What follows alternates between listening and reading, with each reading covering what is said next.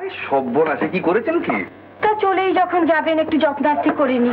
ভালো মানুষ পেয়ে কত সময় কত কটু কথা বলেছি। মনে রাখার মতো আপনার মধ্যে অনেক জিনিস আছে, তাছাড়া আমিও খুব ভালো মানুষ নই। আপনার অনেক টাকা না, কেউ চাইলে টাকা দিয়ে অনুগ্রহ করার লোভ আপনি সামলাতে পারেন না। আচ্ছা তোমার কথা কিসে? ভট্টাচ মশাইয়ের এতটা বাড়াবাড়ি জানতাম না তো। এই হঠাৎ বাড়াবাড়িটা হলো। তা ডাক্তার দেখছে? হ্যাঁ, বড় ডাক্তারকে এনেছি। তো আপনি এক কাজ করুন, হ্যাঁ, ডাক্তারের কথা মতো ওষুধপত্রগুলো আনিয়ে নিন। হ্যাঁ, আর যদি দরকার মনে করেন, হ্যাঁ, অফিসে একটা ফোন করবেন। কেমন? টেলিফোন করুন। হ্যাঁ, টেলিফোন করুন। ঠিক আছে, দেরি করবেন না। না, কিছু বলবেন আমাকে? হ্যাঁ, বলছিলাম কি, মানে একখানা কাগজ যদি... আপনি কাগজ পড়েন তো? হ্যাঁ, মানে একখানা কাগজে তো সব খবর থাকে না, তাই মানে পরে ঠিক সুখও হয় না। ঠিক আছে, আপনি রাখবেন, টাকা চালাকে আমি দেবো।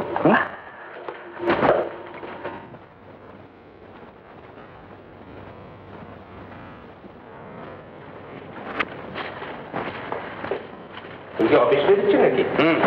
আজকে আবার ইন্স্যুরেন্সের লাস্ট ডেট প্রিমিয়াম দেবেন। কত? 50 টাকা। আমি রাতে এসেই দিয়ে দেবো।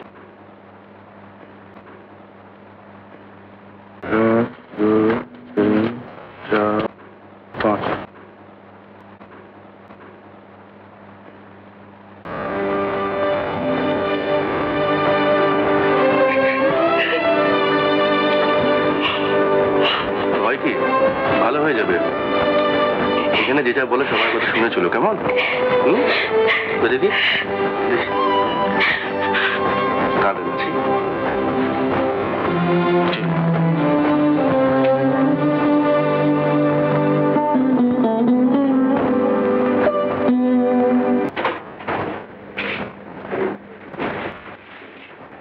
মিত্র সকালে আপনার খোঁজ করছিলেন, বিকেলে আপনাকে বাড়িতে দেখা করতে বলে গেছে, বিশেষ জরুরি। কেন বলতে পারেন? তিনি আপনাকে তার বাড়িতে উঠে আসতে বলবেন। শিগগিরই ট্রেড পলিসির ব্যাপার নিয়ে তাকে উঠে ছুটতে হবে।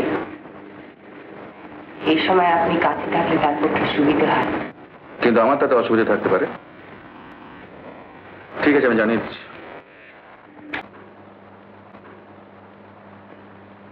তিনি কেন আপনাকে ডেকেছেন সেটা আমার মুখ থেকে আপনার জানার কথা না। বসলে আপত্তি আছে? আপত্তি তো আপনারই থাকার কথা। আপাতত নেই। ভালো কথা। শুনলাম ওই মেয়েটিকে সকালবেলা আপনি দেখতে গিয়েছিলেন, আমি ছিলাম না।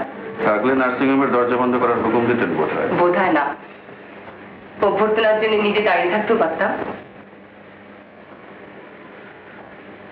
একটা কথা জিজ্ঞেস করবো? ভয়ের কথা কিছু?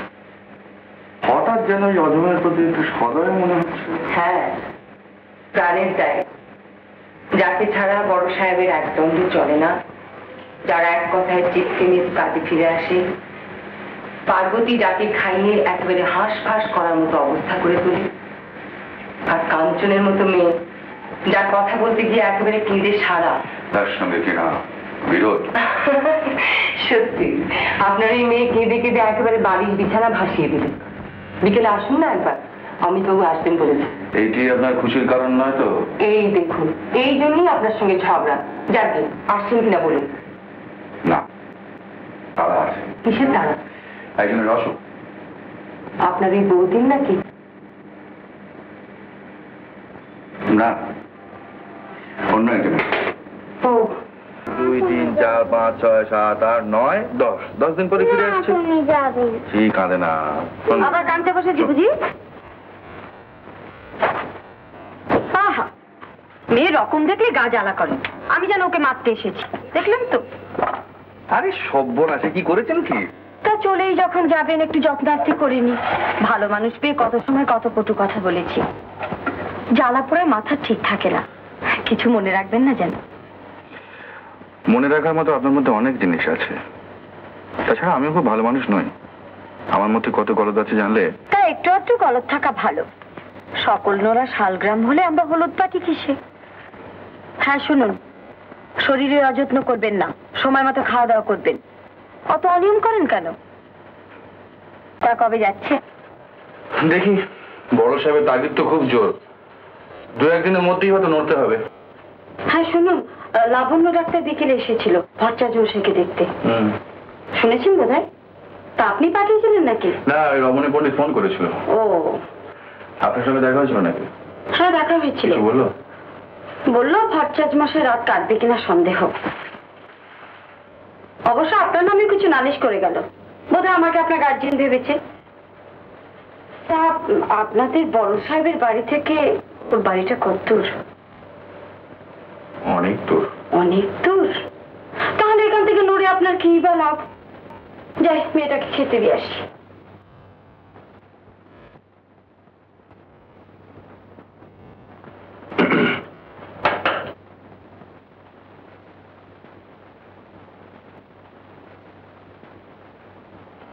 এই যে ধীরু,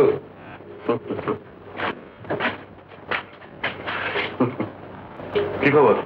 ওই সকালে তোমার কাছে যে টাকাটা নিয়েছিলাম ওইটা দিয়ে দিয়ে এলাম। তুমি খেয়ে রাখে না, আমি বসছি।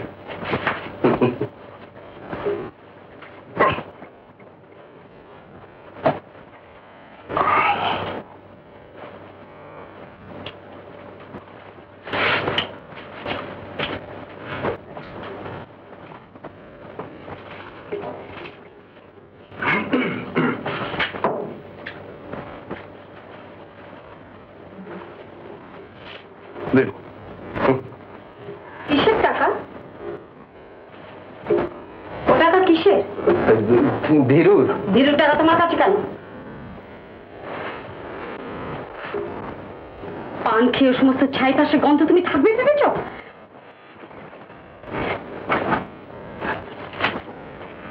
আবার আবার সমস্ত মদ ভাঙ জুয়া সংসারটাকে একেবারে ছাড়ে ছাড়ে দিলে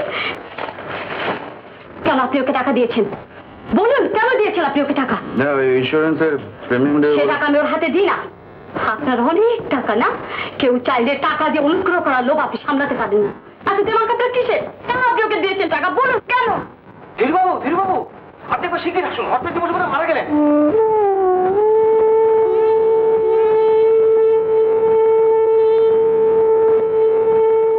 উত্তম কুমারের সেরা সিনেমা দেখতে হলে ডাউনলোড করুন ক্লিক অ্যাপ।